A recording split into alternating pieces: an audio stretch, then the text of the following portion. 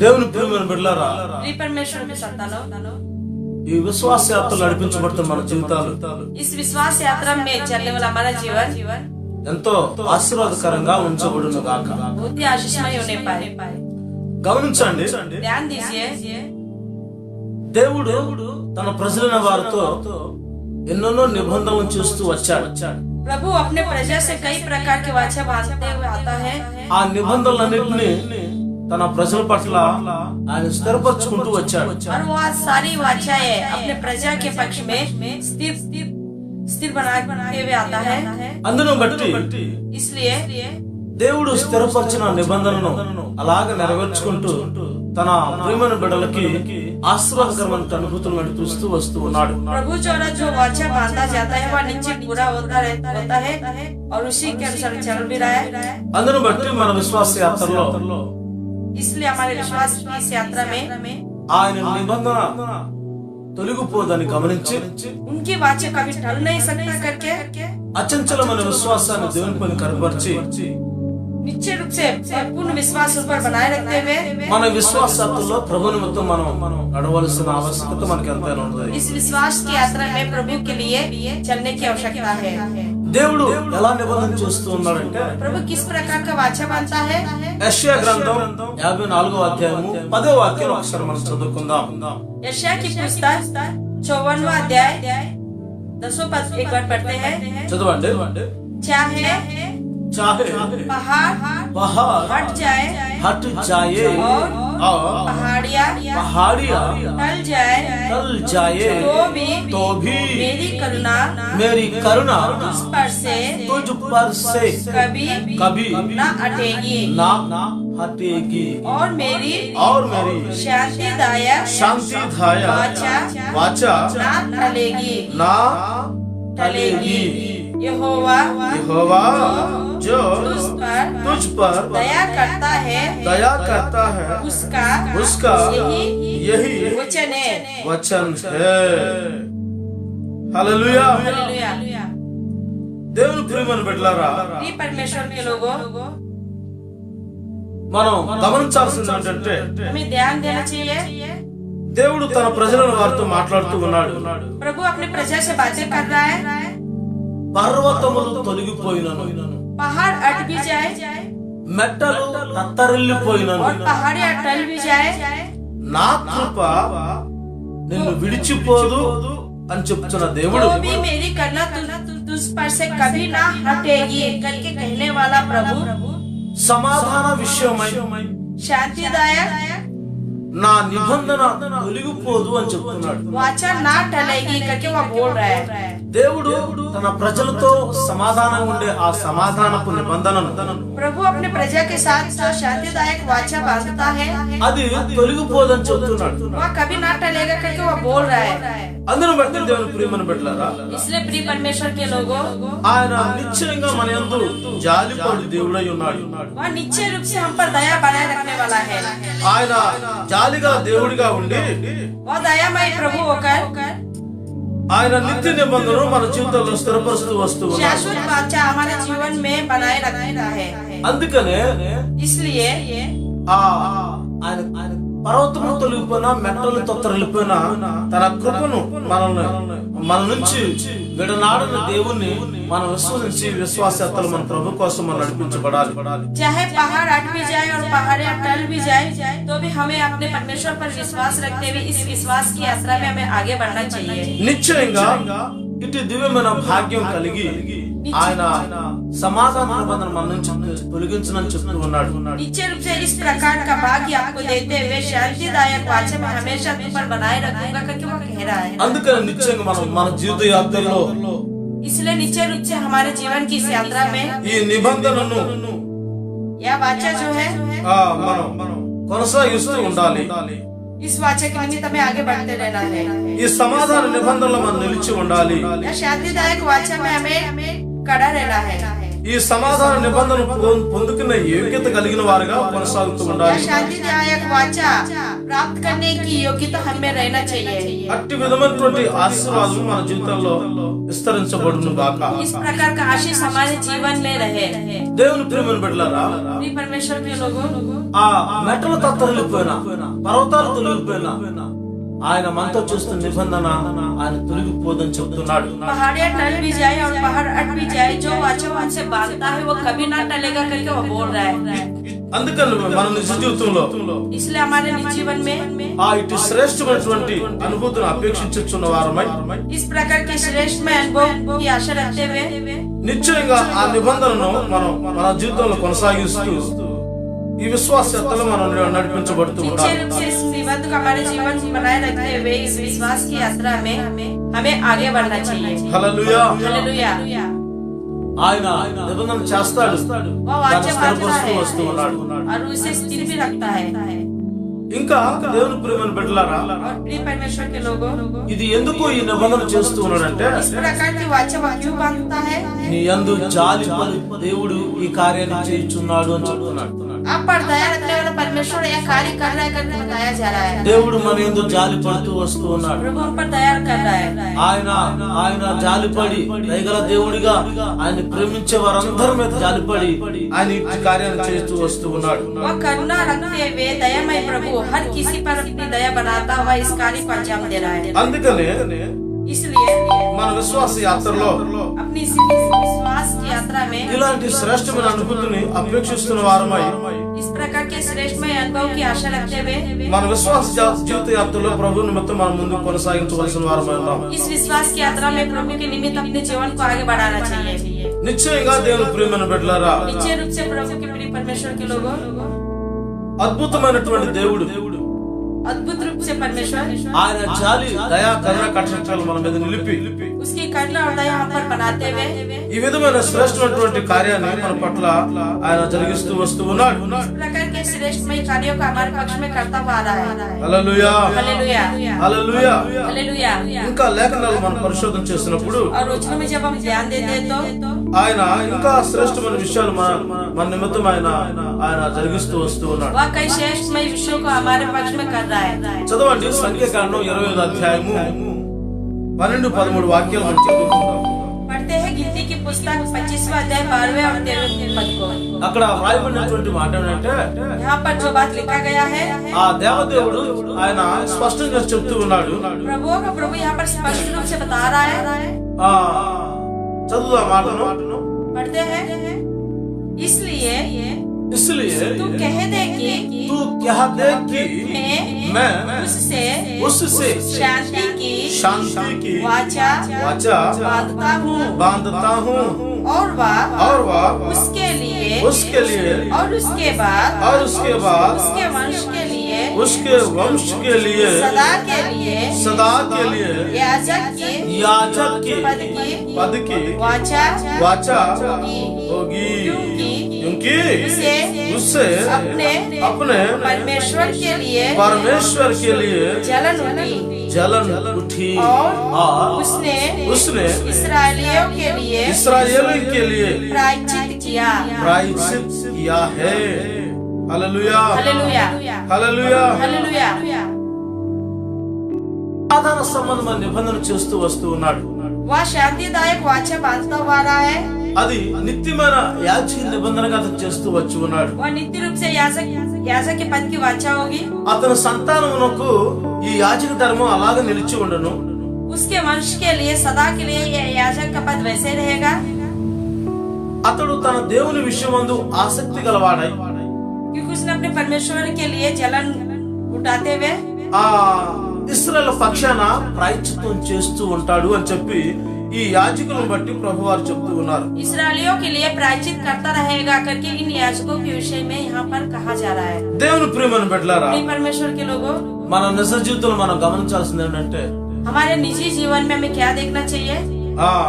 నిశ్చయంగా ఈ యాజక ధర్మంలో జరిగిస్తబడుతున్న మన జీవితాల్లో निश्चय रूप से इस याजक के पद पर कार्य होने वाला हमारे निजी जीवन में ఆయన ఎన్నెన్నో ఆశ్చర్యమైన కార్యాలు జరిగిస్తూ वह వస్తున్నాడు. कई प्रकार के आश्चर्य पूर्वक कार्यों को अंजाम देता हुआ आ रहा है। దేవుడే స్వయంగా వారి సంతానానికి తోడుగా ఉండి प्रभु स्वयं ही उनके वंश के साथ रहकर ఆసక్తి గలవాడై ఇజ్రాయెల్ పట్ల సేవ చేసే ఈ యాజకులను బట్టి ప్రభువారు ఆశీర్వాదకరంగా వారితో మాట్లాడుతున్నారు. आशा के साथ याजक पद पर कार्य करने वाले इन इसराइलियों के याजक पद पर रहने वालों के प्रति वह बातें कर रहा है। ఈ సమాధాన సంబంధమైన నా నిబంధన నేను వీరి పట్ల కూడా స్థిరపరుస్తున్నా అని చెప్తూ ఉన్నాడు. शांतिदायक वाचा को मैं इनके पक्ष में भी स्थिर करूंगा करके वह बोल रहा है। అందుకని మన నిజ జీవితంలో इसलिए हमारे निजी जीवन में ఇలా సమాధాన సంబంధమైన నిబంధనను అనుసరిస్తున్న వారమై इस प्रकार शांतिदायक वाचा का अनुसरण करते हुए మనం దేవుని పట్ల అచంచలమైన విశ్వాసంతో మనం ముందుకు నడిపించబడవలసిన వారమై ఉన్నాం. प्रभु के पक्ष में पूर्ण रूप से विश्वास के साथ हमें और आगे बढ़ना चाहिए। వారి పిల్లలను దేవుడు ఆశీర్వదిస్తూనే ఉన్నాడు. उनके वंश को प्रभु आशीष देता हुआ आ रहा है। ఎందుకంటే ఆసక్తి కలిగి దేవుని కార్యములందు ఇజ్రాయెల్ ప్రజల నిమిత్తమై వాళ్ళ ప్రాయశ్చిత్త నిమిత్తమై ప్రార్థనలు జరిగిస్తున్నాడు కనుక ఈ యాజకులు దేవుడు దీవిస్తూ వస్తూ ఉన్నాడు. क्योंकि आशा के साथ इस्राएली प्रजाओं के लिए प्रायश्चित का कार्य कर रहे, इसलिए इन याजकों को वह आशीष दे रहा है। ఇంకా ప్రవక్త ఎస్కేల్ ద్వారా దేవుడు తన ప్రజలను వారితో ఏ విధమైన నిబంధన స్థిరపరిచి వారికి ఏ విధమైన ఆశీర్వాదాలు ఇస్తూ వస్తున్నాడంటే और ये हेस्केल के द्वारा प्रभु किस प्रकार का आशीष देता हुआ आ रहा है। యెహెజ్కేలు గ్రంథం 34వ అధ్యాయము 25, 26, 27 వాక్యాలు మనం చదువుకుందాం. ये हेस्केल की पुस्तक 34वां अध्याय 25, 26 और 27 पद को एक बार पढ़ते हैं। దేవుని ప్రియమైన బిడ్డలారా, प्रिय परमेश्वर के लोगों, ఇక్కడ యెహెజ్కేలు ప్రవక్త यहाँ पर बोल सकता है हेस्केल చదువుదాం మాట 25వ వాక్యం ఒకసారి మనం చదువుదాం. 25वां पद एक बार पढ़ते हैं। मैं उनके साथ शांति की वाचा बांधूंगा, शांति की वाचा को बांधूंगा और दुष्ट जंतुओं को देश में ना रहने दूंगा, सो वे जंगल में निडर रहेंगे और वन में सोएंगे.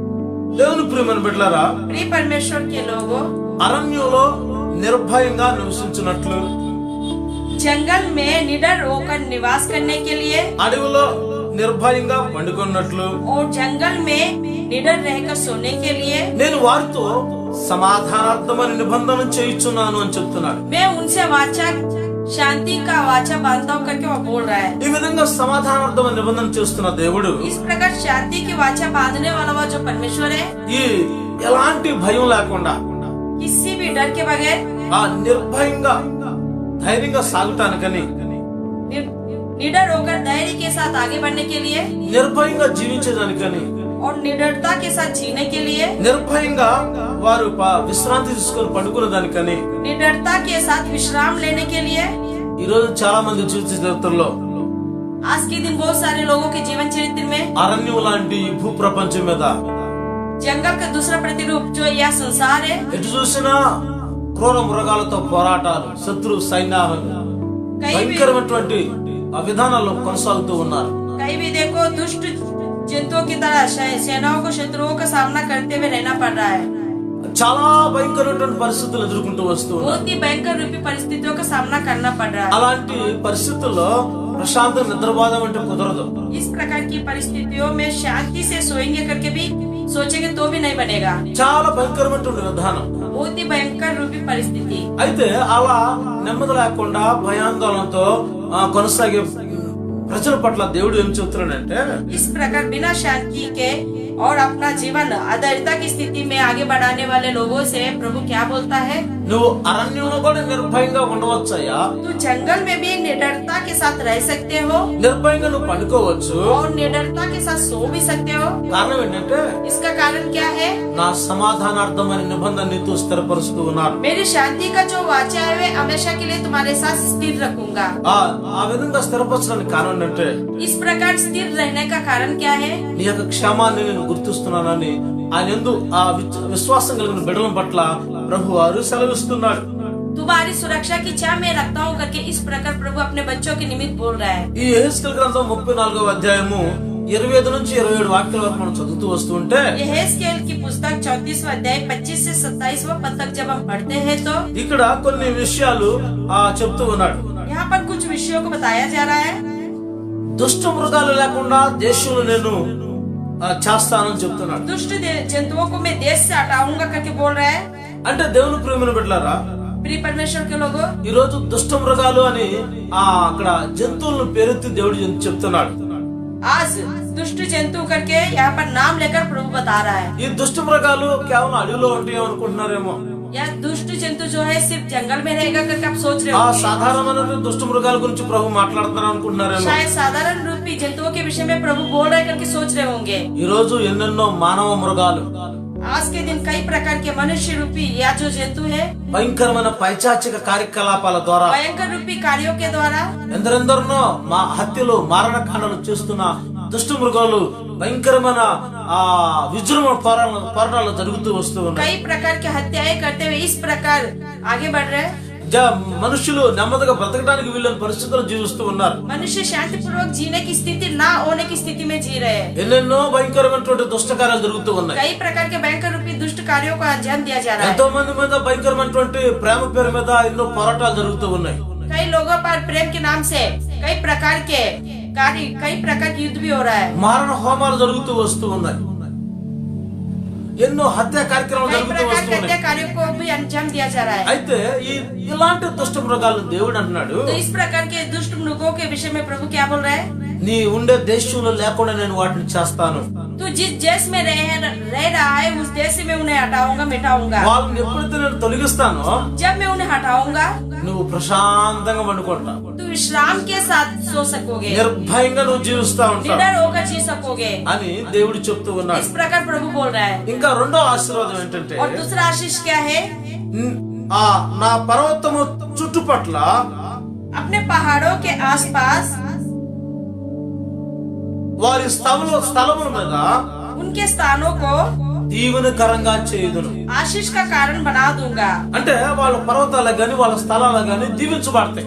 इसका अर्थ है उनके पहाड़ और आशीष जो है उनके पहाड़ और स्थानों में उसका आशीष होगा। వాళ్ళ పర్వతాల మీద కూడా పంటలు పండించుకోవచ్చు. वो अपने पहाड़ों में भी फसल उगा सकते हैं వారి స్థలాలను మంచి మంచి వ్యాపారాలకి వాటిని అభివృద్ధి పదానికి ముందుకు और నడిపించుకోవచ్చు. अपने स्थानों में अच्छे अच्छे व्यापार कार्यों के द्वारा वृद्धि भी कर सकते हैं। అయితే దేనిని కూడా నిస్సారమైన భూములుగా సారవంతులైన విధానాలుగా దీవెన లేకుండా ఏది నేను చేయనని చెప్తూ तो ఉన్నాను. कहीं भी बिना आशीष के कारण मैं नहीं बनूंगा करके प्रभु बोल रहा है।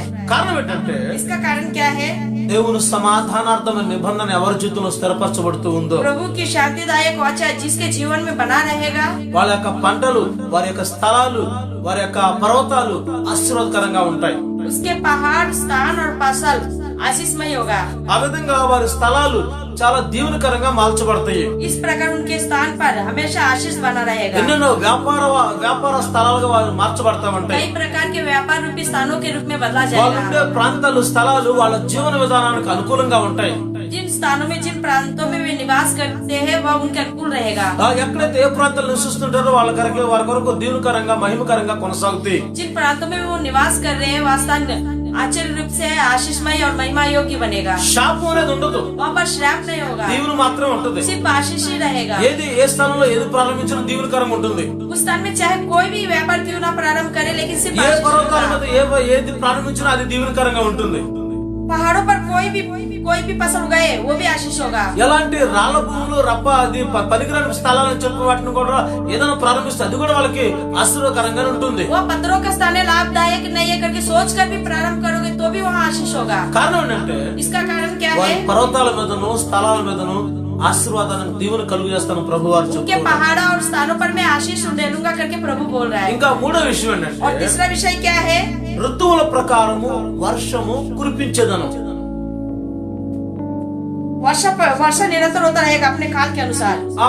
వాటి కాలాలలో ఋతువుల ప్రకారంగా వర్షాన్ని కలుగు చేస్తా ఉంటాడని చెప్తున్నాడు. अपने काल में वो मेघ को वर्षा होगी करके बता रहा है। వేసవకాలంలో ఎండలు ఉంటాయి, गर्मी के समय गर्मी रहेगा, చలికాలంలో చలి ఉంటుంది, ठंड के समय ठंड रहेगा వర్షాకాలంలో వర్షాలు और చక్కగా वर्षा के పడతాయి. समय वर्षा। అనావృష్టి అనేది ఉండదు. अनावश्यक चीज नहीं ఏ रहेगा। వర్షాకాలంలో విత్తనాలు విత్తగలుగుతారో, जिस समय बीज बोया जाता है ఏ వర్షాకాలంలో పంటలు పండించగలుగుతా और ఉంటారో, जिस वर्षा के समय में फसल उगाया जाता है, ఏ వర్షాకాలంలో వాళ్ళు ఆశ కలిగి తమ యొక్క భూముల్ని సాగు చేయాలని ఆశిస్తా ఉంటారో, जिस वर्षा के समय अपने जमीन को सींचने की आशा रखते हैं, ఆ సమయంలోనే వాళ్ళకి దేవుడు చక్కగా వర్షాలు కురిపిస్తాను అని చెప్తూ ఉన్నాడు. उसी समय प्रभु बोलता है कि मैं को दूंगा।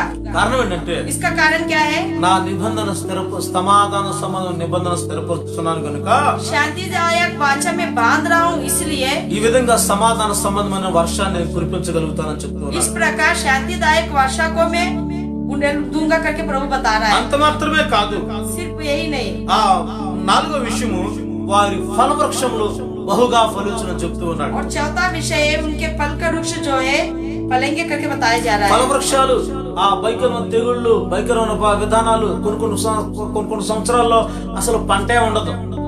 फल वृक्ष जो है कई कई दिनों में कई कई समय में तो फल देते ही नहीं है। చెట్లు చాలా బాగా ఏపు పెరుగుతాయి, పచ్చగా ఉంటాయి, కానీ ఫలాలు మాత్రం ఉండవు. पेड़ तो बढ़ते हैं लेकिन और हरा भरा भी रहता है लेकिन उसमें फल नहीं होता। అన్ని విధాలైనటువంటి పోషక పదార్థాలు వాటికి అందించినప్పటికీ వాళ్ళు ఫలాలు లేని పరిస్థితి. कई प्रकार के पौष्टिक पदार्थ उन्हें मिलने के बावजूद भी वह फलवंत नहीं होता। అయితే దేవుని ప్రేమను బిడ్డలారా, तो प्रिय परमेश्वर के लोगों, నా సమాధానార్థమైన నిబంధన ఎవరితో స్థిరపరుస్తూ వస్తూ मैं ఉన్నానో अपनी शांतिदायक वाचा जिस किसी के साथ बांधूंगा వాళ్ళ ఫలవృక్షాలు బహుగా ఫలిస్తాయని ప్రభువు చెప్తున్నాడు. उनका फल वृक्ष बहुत रूप से अभिवृद्धि पाएगा, वृद्धि पाएंगे करके वो వాళ్ళ बताया जा रहा है। ఫలవృక్షాలు ఫలవంతంగా మార్చబడతాయి అని చెప్తున్నారు. उनके फल वृक्ष जो है वृद्धि पाएंगे और फलवंत रूप से फलेंगे करके भी बता रहे అన్ని हैं। విషయాల్లో ఫలమే, అన్ని విషయాల్లో ఫలం కలుగుతుంది. हर एक विषय में वो फल प्राप्त करेंगे।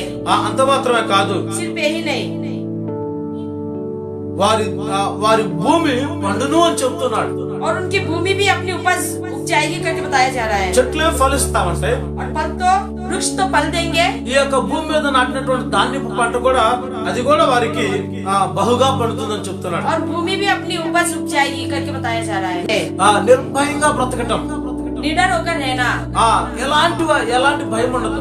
कोई भी भय उनके जीवन में नहीं रहेगा। ఎలా బ్రతుకుతామని భయం ఉండదు. किस प्रकार जीना करके नहीं डरेंगे, రాబో దినాలు ఎలా ఉంటాయో భయం ఉండదు. आने वाला दिन कैसे बीतेगा करके भी नहीं ఎలా మనం डरेंगे, కొనసాగుతానో భయం किस ఉండదు. प्रकार में आगे बढ़ना है करके भी नहीं सोचेंगे, ఎలా మన ఫ్యూచర్ ఎలా ఉంటుందో భయం ఉండదు. और हमारा भविष्य कैसा रहेगा మన इसका भी ముందు चिंता కాలం नहीं జీవితం ఎలా करेंगे, ఉంటుందో భయం ఉండదు. आगे का जीवन हमारा कैसा होगा करके भी వారు नहीं रहेगा। ఎవ్వరు భయం లేకుండా నిర్భయంగా దేశంలో నివాసం చేస్తారని ప్రభు చెప్తున్నాడు. बिना डर के निडरता के साथ उस देश में निवास करेंगे करके प्रभु बताया जा रहा है।